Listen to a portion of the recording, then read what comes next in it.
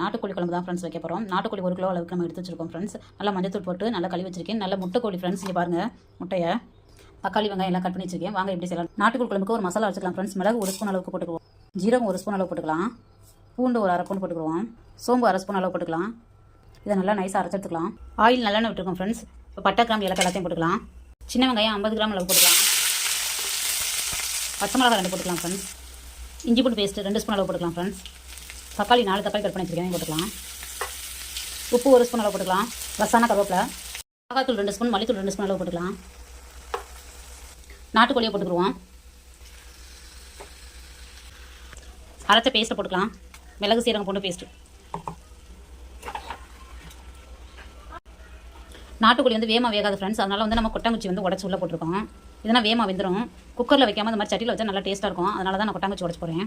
நம்மளுக்கு சூப்பரான நாட்டுக்கோழி குழம்பு ரெடி ஆயிடுச்சு.